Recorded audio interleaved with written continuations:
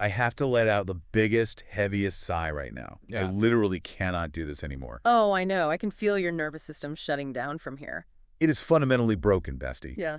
The blogs have absolutely destroyed my peace this weekend. Like, completely obliterated it. It is a coordinated assault on our weekend relaxation, truly. It really is. I checked my phone's screen time report an hour ago, and the number was so aggressively high.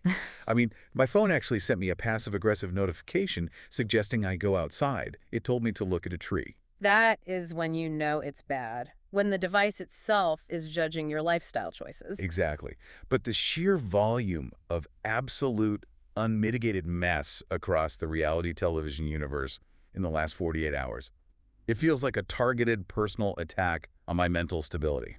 I don't think anybody with a Wi-Fi connection was adequately prepared for this. I mean, you go into a summer weekend thinking, I'm going to unplug. I'm going to read a book, right? Right, like maybe sit in the sun, have a quiet time.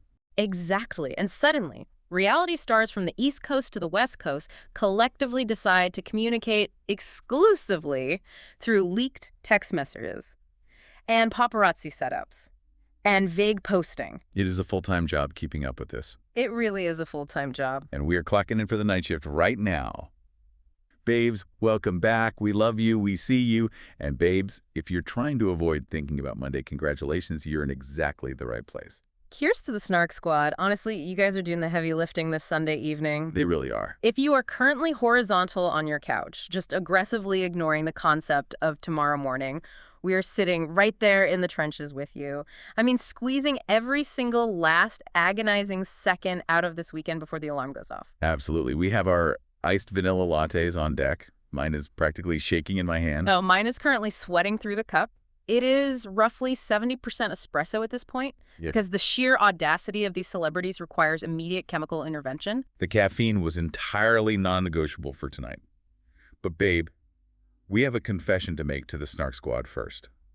We need to be fully transparent about our own behavior this evening. Right, do. We have to own it. After dinner tonight, we completely, utterly, and unapologetically lost all semblance of self-control. Yeah. Full, unhinged dessert chaos ensued at the restaurant. It wasn't just a craving, it was a psychological break, like a sugary, completely necessary spiral. It really was. We were sitting there finishing our mains, the plates were cleared, and we just gave each other that look. You know exactly the look I am talking about. Oh, the silent telepathic communication. Right. The one that translates to, I am physically full of savory food, but I am not dessert full. Yes, it's an entirely different category of hunger. And let the official record show, I panicked under pressure.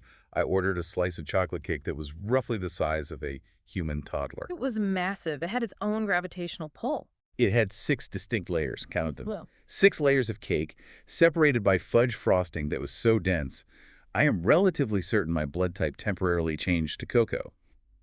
I practically needed a machete to cut it. and while you were hacking away at a child-sized confection, I went with the mountain of tiramisu.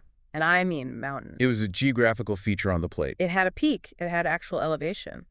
But staring at these massive plates really forced me to confront this age-old biological mystery.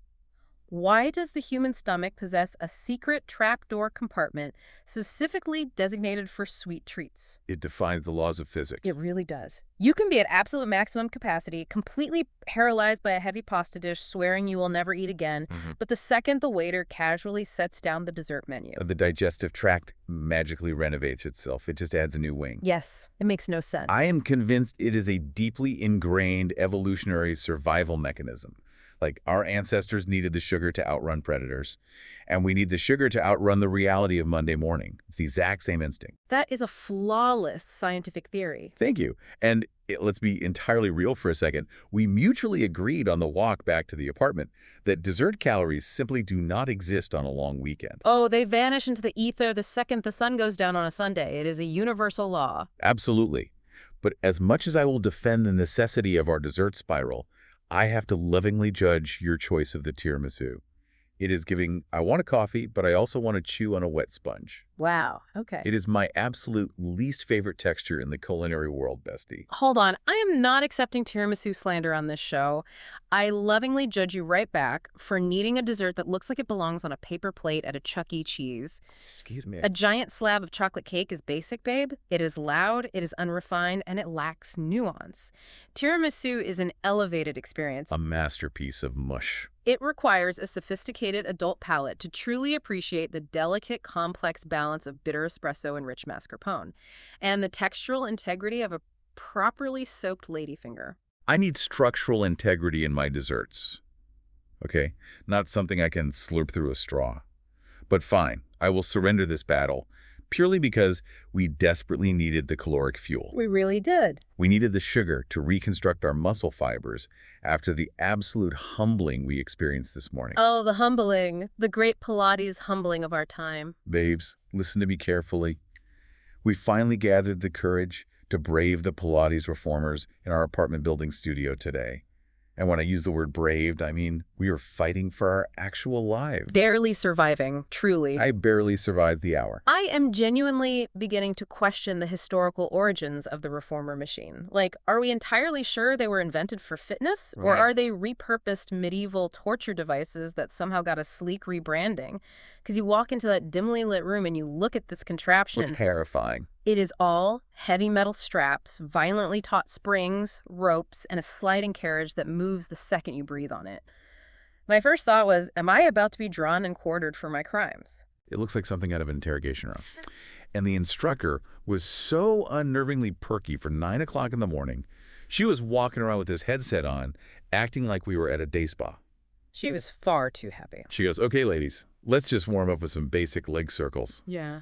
Basic. Bestie, when I put my feet into those little fabric loops and pushed out, my legs started shaking with a violence I have never experienced. It was seismic. I looked like a newborn baby giraffe trying to walk on a frozen pond. I was vibrating at a frequency that I thought was going to shatter the studio mirrors. I was genuinely terrified I was going to lose my grip and accidentally launch myself through the drywall. The leg circles were humiliating, yes. But for me, the absolute lowest point was the core stabilization work. Oh, that was brutal. You're lying on your back, holding these ropes, and you are instructed to simply keep the carriage perfectly still while moving your arms. Suddenly, deep, intrinsic muscles located somewhere near my spine started screaming for mercy. Muscles I did not even know I possessed. And the psychological damage of looking over.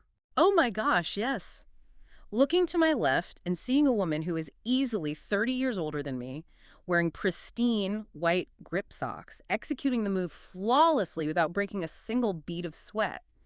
Devastating. Devastating. She Yeah. was literally reading a text message on her Apple Watch while doing it. It broke my spirit. But despite the fact that our bodies completely betrayed us and we were objectively the worst people in that studio, we have established a shared, beautiful delusion. It is the only way forward, honestly. Exactly.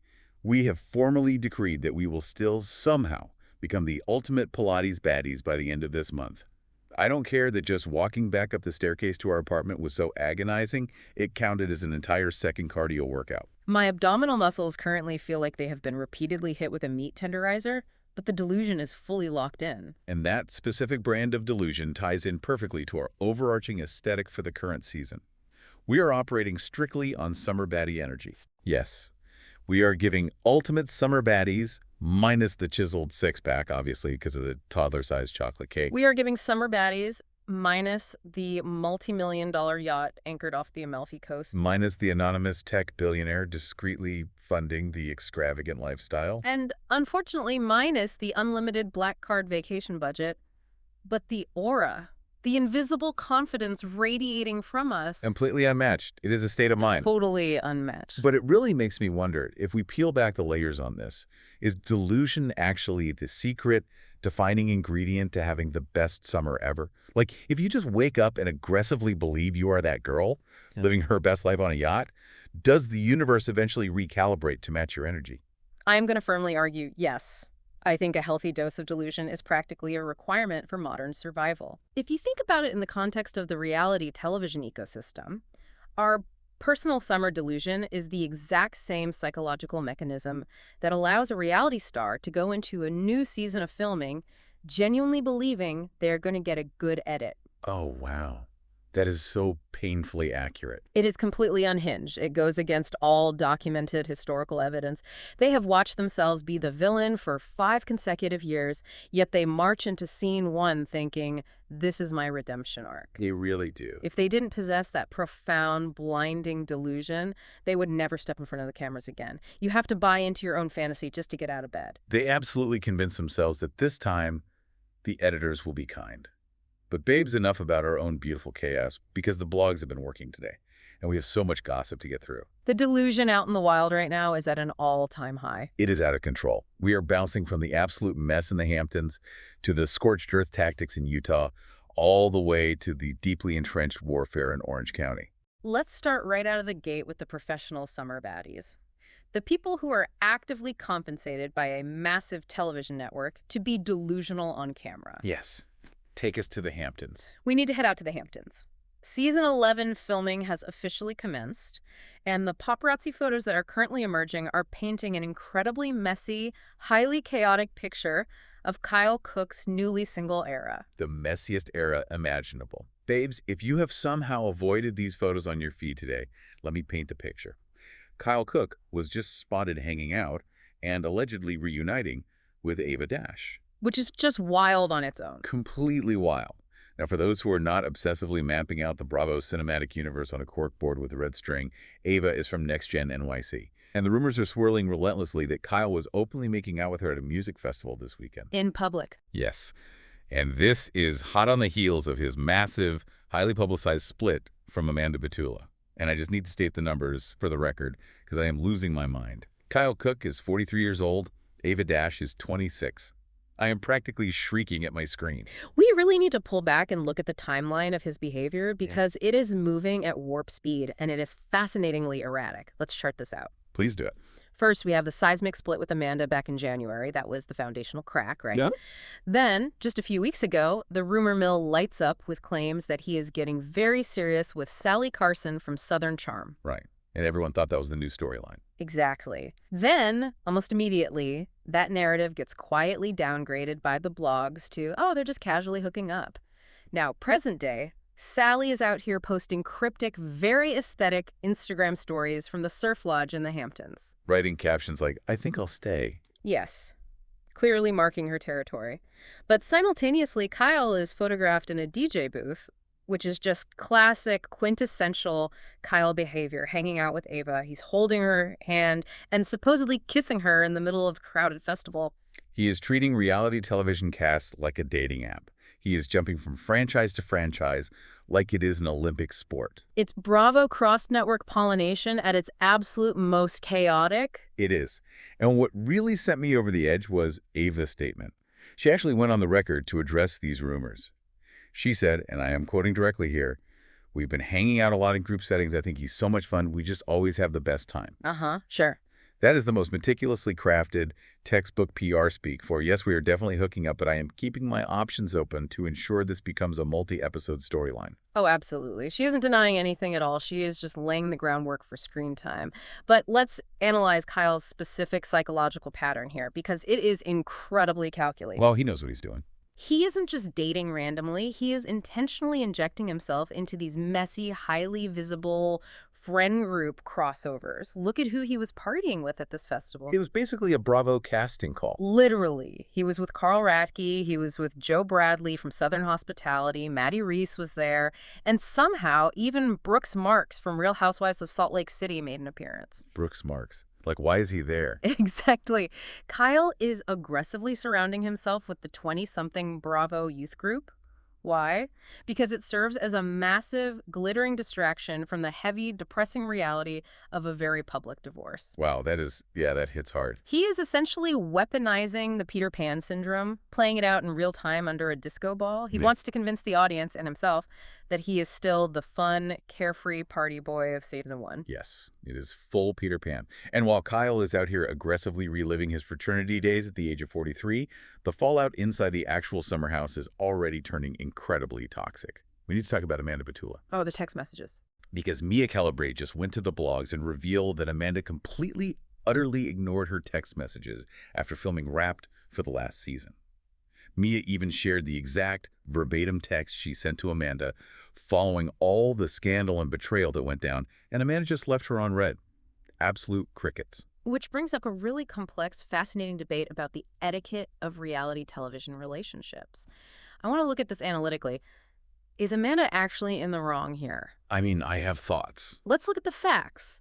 Amanda is currently navigating a highly scrutinized, incredibly painful divorce from a man she built a business and a life with. It is exhausting. Doesn't she have every single right to protect her emotional peace and establish a hard boundary? Right. If Mia represents a toxic environment, or if she was complicit in the drama that made Amanda's summer miserable, why should Amanda be obligated to text her back? She doesn't owe Mia access to her off-camera life. Okay, I hear your logic, but I am going to firmly push back on this. Yeah. Because I fundamentally disagree with the premise that she gets to just check out. Oh. Yes. When you sign a contract to be on an ensemble cast reality show, you are knowingly entering into a professional, highly compensated agreement of messiness. You cannot aggressively engage in the drama, use these people for your storyline, and then immediately ice out your castmates the second the production lights turn off. Even if it's protecting her peace. Especially when there are massive unresolved issues that the fans are deeply invested in. Amanda has this historical habit of playing the wounded victim, absorbing the audience's sympathy, and then being entirely dismissive of how her actions impact other people. Mia was genuinely hurt by the betrayal that happened in that house. She reached out to try and mend it, and Amanda completely disregarding her existence is just so cold. But where is the line between a castmate and a human being who is actively drowning? You are arguing that because she gets a paycheck, she forfeits the right to compartmentalize her trauma. Not forfeits, just you have to play the game. But even if we disagree on Amanda's moral obligation, we can agree that the entire house is currently operating like a powder keg. The gatekeeping of friendships is wild right now. Look at the other dynamics. You have Lindsay Hubbard having to publicly address rumors that she's flirting with Matt James. Which is a whole other crossover mess. And then look at the completely petty situation with Turner Kufe. He was allegedly left off the cast of the new spinoff In the City purely because he had the audacity to call out Danielle's boyfriend, Aowen Heavy. Which is so messy. They're actively trying to manipulate who is allowed to film based on personal vendettas. The level of control they are trying to exert over the production is out of hand. Well, wait, isn't that exactly what makes a house dynamic compelling? I will fiercely defend the emotional exhaustion of dealing with exes and enemies in a confined space. It is incredibly draining. Well, yeah. Imagine the psychological toll. You are stuck out in the Hamptons, you are sharing claustrophobic bathrooms, you are fighting over fridge space in the kitchen, and the person who relentlessly trashed your boyfriend on the internet is sleeping down the hall. It is suffocating. It sounds like a nightmare. It is. I completely understand why these cast members use whatever leverage they have to block certain toxic people from entering the house. You have to curate your environment. You need a safe space to retreat to. A safe space on a Bravo set. Yes. I'm sorry, but that is the most contradictory concept I have ever heard. There is no such thing as a safe space when there are hidden cameras in the living room. They don't block people to protect their mental health. They block people to protect their screen time. I mean, that's definitely part of it. They treat these interpersonal relationships like a high-stakes game of musical chairs. It is purely strategic. None of this gatekeeping is about emotional safety. It is about calculating exactly who brings the most beneficial drama without accidentally overshadowing their own main character energy. Okay, that's fair. If Turner takes the spotlight by fighting with Ewan, then Danielle loses her narrative control.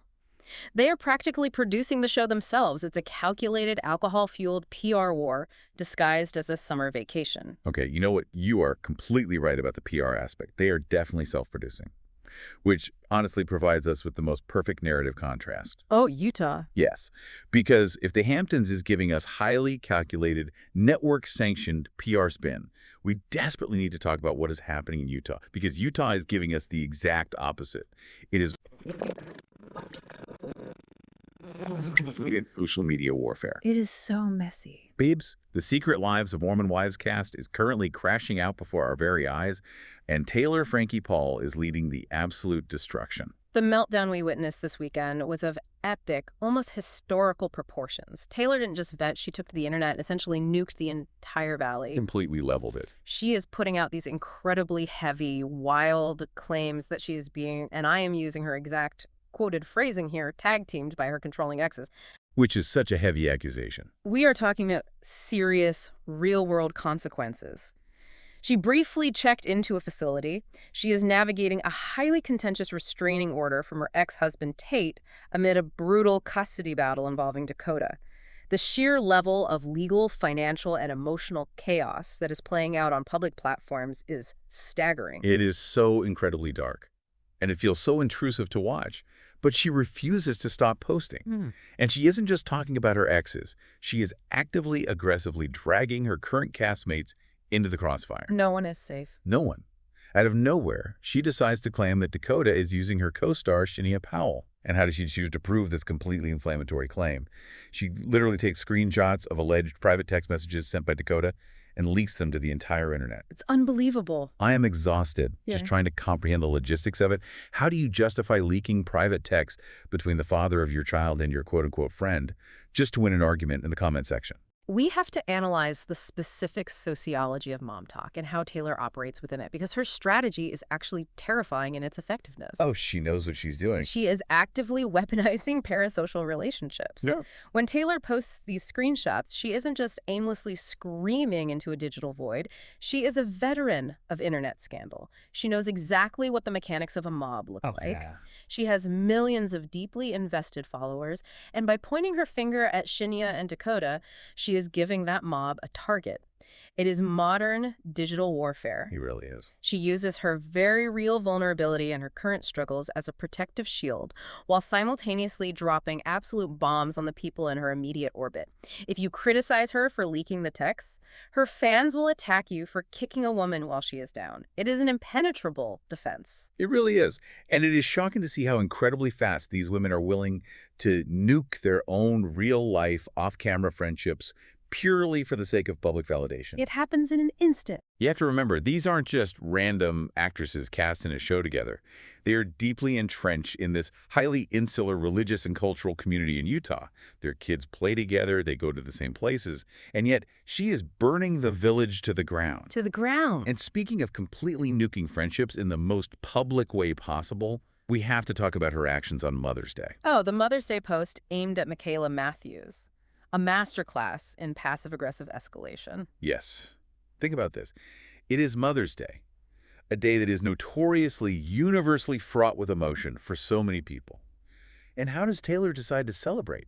She decides it is the perfect aesthetic moment to post a scathing multi-paragraph rant aimed directly at Michaela. On Mother's Day. Michaela had previously made some fairly mild comments about the confusing status of their friendship on a podcast, and Taylor decides to wait until Mother's Day to fire back.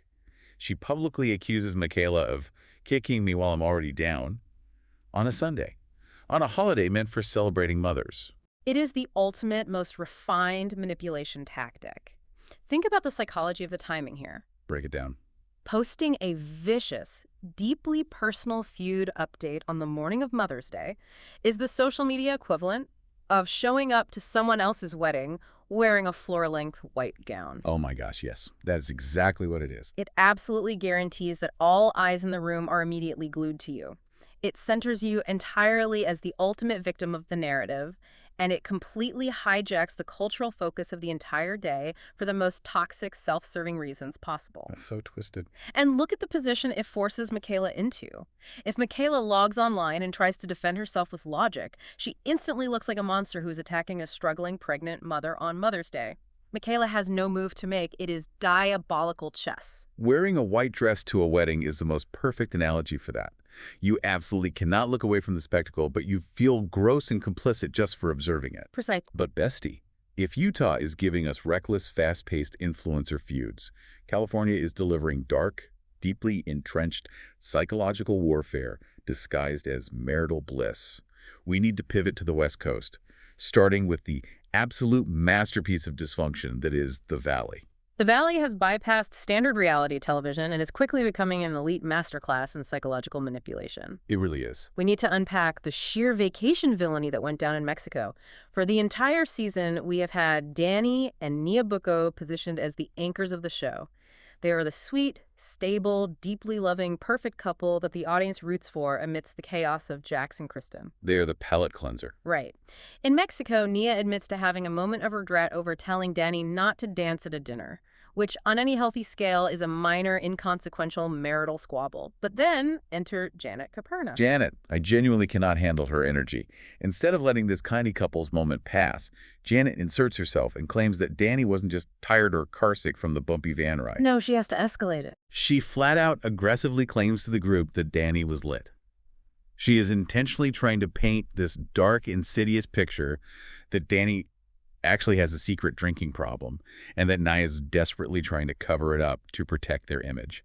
And this requires us to completely dissect the mechanics of Janet's strategy, because she is trying so hard to be something she is not. So hard. Janet is desperately trying to cement herself as the show's mastermind villain. She watched years of Vanderpump Rules, she saw how the villains drive the plot, and she wants that central role.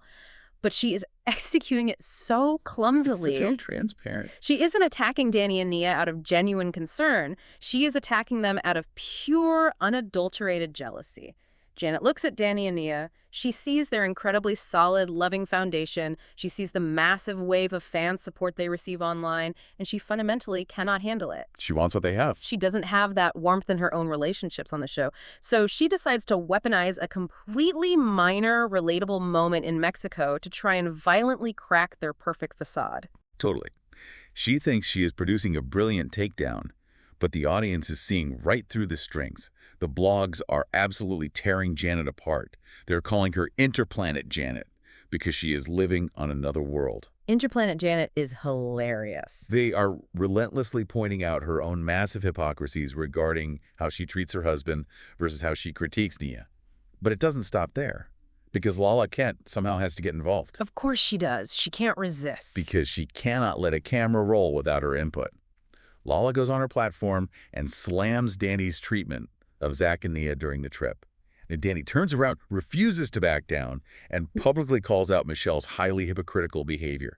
It is just a massive, tangled web of every single cast member pointing fingers at each other. Just a desperate attempt to distract the audience from their own miserable, flawed lives. Janet truly believes she could come into the spinoff, befriend Shiana, slowly infiltrate the core group, and dictate the entire narrative from behind the scenes. But what she fails to realize is that a successful reality TV villain requires a certain level of charisma to pull it off. You have to be likable in a sick way. You need the charm of a Jax Taylor to get away with the lies. Janet doesn't have that charm. She just comes off as deeply miserable and bizarrely obsessed with tearing down Nia and Danny. It's just sad to watch. And while the Valley is busy manufacturing these petty, exhausting dramas right down the highway on Real Housewives of Orange County, we are witnessing real, raw, devastating struggles happening in real time, which unfortunately brings out a completely different, much darker type of toxicity from the viewers. Babes, I am going to get a little emotional here because Emily Simpson is genuinely breaking my heart. She is currently doing press and opening up ahead of this season 20 premiere, and she revealed that the fans were absolutely cruel to her after she chose to share her son Luke's diagnoses on the show last season. Oh, the fans were horrible about that. She's also choosing to be incredibly vulnerable about her ongoing, deeply complex marriage struggles with Shane. And it makes my blood boil because I have to fiercely defend Emily in this scenario. The floor is entirely yours, bestie. Break it down. Okay, here is the massive hypocrisy of the reality TV fandom. Viewers will sit online all day and aggressively scream and complain that the shows are too heavily produced. They whine that the fights are fake, that the storylines are manufactured, and that the women are just acting for the camera. They want it raw. They demand authenticity. Yeah. But the literal second a reality star actually removes the armor and shares a genuine, deeply personal, non-manufactured family struggle, like navigating a child's complex medical or developmental diagnosis, the viewers immediately attack her. It is so gross. They call her cruel and exploitative for sharing her child's life. They ruthlessly critique her parenting. And then they complain that they are bored of hearing about her marriage issues with Shane because it isn't fun enough. It is so incredibly, dangerously toxic. You absolutely cannot beg these women for raw authenticity and then violently punish them the moment they actually give it to you. It is the ultimate, unwinnable double bind of reality television. As a housewife, you are contractually demanded to bare your soul and bleed for the entertainment of the masses. But the audience always reserves the right to critique the aesthetic quality of your suffering. Wow, the aesthetic quality of your suffering. That's deep. If your real-life problems are too heavy or too depressing or just not entertaining enough for a Thursday night viewing party, you get immediately discarded and labeled a drag. It is a ruthless, unforgiving machine. It really is. But to provide a stark, almost comical contrast to Emily's very real, very grounded struggles, let's look at what her former OC castmate, Kelly Dodd, is currently up to. Oh my gosh. Kelly Dodd. Yeah. The absolute gift of chaos that never, ever stops giving. What is she doing now? Kelly is currently embroiled in a massive, unhinged internet beef with a literal medical professional. Dr. Divya Srinivasa recently took to social media to call out Kelly's horrendous comments on a specific issue. Oh boy, here we go. And Kelly, being Kelly, immediately fires back with all cylinders, aggressively accusing the doctor of bullying and harassment. But here is the absolute best, most poetic part of the entire saga. Kelly is now publicly claiming that this doctor was so relentless that she successfully managed to get Kelly's entire Shopify merch store shut down. Oh my God, wait, stop. A doctor. An actual practicing physician took time out of her day saving lives to meticulously take down Kelly Dodd's graphic tee business. Yes, and it is the absolute cosmic karma of it all that makes it so incredible. Think about Kelly Dodd's legacy. She has built an entire lucrative personal brand on being the loudest, most aggressive, most unbothered troll on the internet. She thrives on the conflict. She thrives on it, but she finally meets her match. Not in another reality star, but in a highly educated medical professional who doesn't just argue back in the comment section, but actually goes for the jugular and hits Kelly where it hurts the most, her wallet. I am actually screaming. She likely reported the store for terms of service violations, and boom, the Shopify is gone. Outmaneuvered by a doctor who understands the fine print. It is absolute poetry. That is genuinely the funniest sentence I have heard all week. My Shopify is down because a doctor cyberbullied me. I want that framed and put in the Louvre. I love when the real world crashes into the Bravo bubble. It is so satisfying. Okay, before we completely leave the West Coast real estate and lifestyle scene, we have to touch on a major casting update. Alex Hall just seemingly confirmed via a very smug social media post that she is joining the Selling Sunset Season 10 cast now that her show, Selling the OC, has been put on an indefinite, likely permanent pause. Which, let's be honest, is a deeply desperate pivot to stay relevant. But the real structural question here is how on earth is Alex Hall going to survive in a cast environment with Chrishell Stause? She isn't. That's the answer. Chrishell will absolutely eat her alive before the first open house. She is going to end her. Alex Hall spent 2 seasons in the OC thinking she was this brilliant, untouchable master manipulator because she could talk over the rest of that incredibly green amateur office. But the Sunset office, that is a big league. It is a completely different arena. Chrishell has gone to war with and successfully survived Christine Quinn, who is the Thanos of real estate reality TV.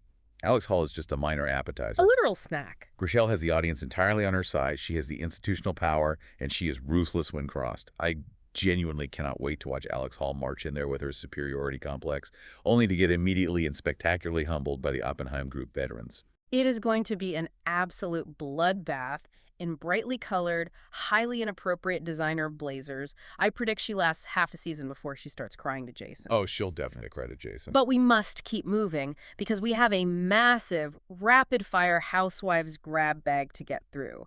The headlines across the country have been dropping nonstop, and we need to cover the madness. Let's start on the East Coast with Rhode Island. Real Housewives of Rhode Island is currently delivering levels of audacity that I didn't even know were legally possible. Babes, listen to this. Brian Pontarelli's alleged mistress just posted a selfie online. Oh, this picture is wild. In this photo, she is very clearly, very intentionally showing off a massive engagement ring, and who is visibly standing directly in the background of this photo, fully recognizable. Brian. While he is currently legally married to his wife, Rula, and the mistress is heavily hinting in her captions that she has damning secret audio recordings of him right in the middle of this massive, messy lawsuit situation. I am in pure, unadulterated shock at the geometric audacity of this woman. To physically position yourself in the foreground, aggressively flaunt a diamond engagement ring purchased by a married man, ensure that the married man is perfectly framed in the background of your selfie, all while publicly threatening to release extortion tapes. It is evil genius level work. The level of disrespect is astronomical. I genuinely do not understand how Rula hasn't completely lost her mind and burned his wardrobe on the front lawn. Well, if you read what the fans are theorizing, Rula actually wants to stay on the show despite the humiliation, because having the Bravo cameras around acts as a massive deterrent for him having yet another affair. Oh, wow. The camera is her security system. Exactly. But meanwhile, amidst all this actual marital devastation, we have Ashley Iaconetti taking to the press and throwing shade at her castmate Jo Ellen, claiming that Jo Ellen did too much digging into Rula's marriage and crossed the line. Which is the most ridiculous statement of the year. Completely ridiculous. Ashley is desperately trying to play the moral high ground and act like she is above the fray, but Jo Ellen is doing precisely what the Bravo network pays her an exorbitant amount of money to do. Exactly. If you sign a legal contract to be a main cast member on a Housewives franchise and you hear a whisper that your castmate's husband is out buying diamond engagement rings for his very public mistress, you hire a private investigator. You bring the receipts to a group dinner. That is the literal job description of a housewife. Ashley is entirely too normal and too conflict-averse for this show if she genuinely thinks Jo Ellen is out of line for bringing the mess to the cameras. Exactly. We do not tune into Bravo on a weeknight to watch women practice polite boundary setting and respect each other's privacy. We watch for the bone collectors. We watch for the digging. We need the mess. Okay, going rapidly down the coast to Atlanta. RHOA's Kelly Potter is officially addressing her ongoing, simmering feud with Porsha Williams. And she's stated on the record that Porsha is, quote, not a girl's girl. Which, as we know, is the most devastating, unforgivable insult in the entire Bravo lexicon. Calling a castmate not a girl's girl is basically a formal declaration of war. Oh, it's over for them. But let's take a step back and be brutally honest for a second. Can you name a single solitary housewife across any franchise who actually is a genuine girl's girl? Honestly, no. The entire foundational premise of the Housewives franchise is based on women meticulously plotting against each other, exposing each other's secrets, and fighting over perceived slights at catered dinner parties. That is a very fair point. You can't survive on Bravo if you're actually a girl's girl. Speaking of plotting and surviving, let's head up to New Jersey. The generational trauma is officially being passed down because the kids are now heavily involved in the PR cycle. The kids are the new housewives. Gia Giudice and Hudson McElroy had to officially come out to the press this weekend and shut down rampant internet rumors that Gia was the underlying cause of Hudson's split from Ariana Bierman. The next generation is fully inheriting the tabloid drama. They really are. They are stepping right into their mother's shoes.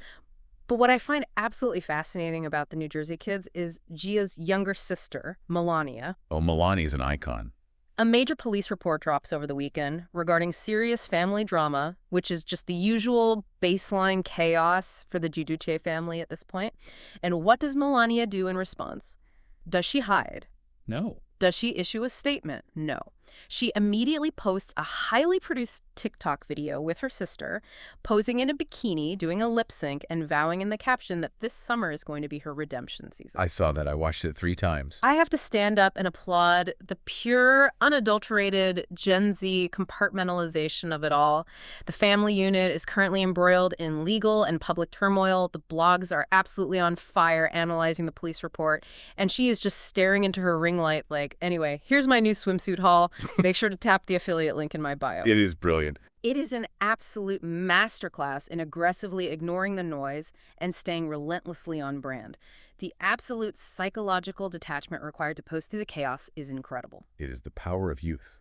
Yeah. Just fully dissociate, find good lighting, and post through the pain. Okay, we have to finish our cross-country rundown with Beverly Hills. And we have to address some serious news first before we get to the lighter updates from the cast. Yes, we need to report this factually. Over the July 4th weekend, it was confirmed by authorities that RHOBH alum Annemarie Wiley's husband, Marcellus Wiley, was arrested on charges of domestic battery. We are obviously just reporting what the legal documents and the arrest records are stating, but it is a very serious situation coming out of that camp. Absolutely. We will monitor that strictly from a factual standpoint as the legal process plays out in the courts. But we do want to pivot away from that and close out the news cycle with some genuinely happy news coming out of the 90210. Yes. Let's end the news rundown on a high note. Kyle Richards' eldest daughter, Farrell Aljeffrey, just officially announced her pregnancy. Which is wonderful news for her. And of course, Kyle and Mauricio Umansky both reacted publicly on social media, sharing their immense excitement about officially becoming grandparents. It's so cute. Given how deeply fractured and tense that family unit has been on camera over the last year, with the very public, very painful separation, it is genuinely nice to see them seemingly united and celebrating the arrival of a new baby. It really is. It's a nice palate cleanser. It's the great circle of Bravo life. One couple's marriage completely implodes in the Hamptons, while another family welcomes a new baby in Beverly Hills. The universe remains in balance. It really does. Which actually brings us to a massive, incredibly deep, lingering question that I know you've been pondering all night as we comb through these headlines. I have. And I want the Snark Squad to really sit with this and think about it. Looking at all these couples we just spent the last hour meticulously dissecting, from Kyle and Amanda's endless cycle in the Hamptons, to Taylor and Dakota's toxic warfare in Utah, to the absolute wreckage of marriages we see in Beverly Hills and Orange County, here is the question. Tell them, bestie. Is reality TV the ultimate curse on a romantic relationship? Does the pressure of the camera actively destroy love? Or does reality TV just act as a massive magnifying glass that speeds up the inevitable expiration date on people who are already deeply messy and fundamentally incompatible to begin with? Ooh, that is deep. That is the million-dollar sociological question right there. Does the camera actually create the crack in the foundation, or does it just relentlessly expose the crack that was already there? I need to know what they think. Babes, we need your thoughts on this immediately, but before you go write your multi-paragraph thesis in our comments section, we have our mandated check-in questions for you. We demand answers before you log off. Number one, what is your ultimate undeniable comfort dessert? Are you a childish, chaotic chocolate cake monster who requires 6 layers of fudge? Or are you a sophisticated, elevated tiramisu intellectual? Hey, stop aggressively swaying the jury with your phrasing. Number 2, have you ever actually tried reformer Pilates? And did you survive the experience with your dignity intact, or did your legs also shake uncontrollably like a leaf in a hurricane? And finally, number 3, what is one wildly delusional summer goal that you are aggressively manifesting before this season officially ends? We want to hear about the yachts, the billionaires, the absolute fantasy lifestyles you are projecting into the universe. Babes, thank you so much for spending your Sunday evening doing the heavy lifting with us. We know it's a massive amount of internet mess to carry into a new week, but we genuinely wouldn't want to carry it with anyone else. Please remember to subscribe to the feed, leave us a glowing 5-star review, because leaving anything less is purely Janet Caperna hater behavior, and share this gossip session with another nosy babe in your life who desperately needs a distraction from thinking about Monday mornings. Stay nosy, stay fabulous, and we'll see you on the Snark side.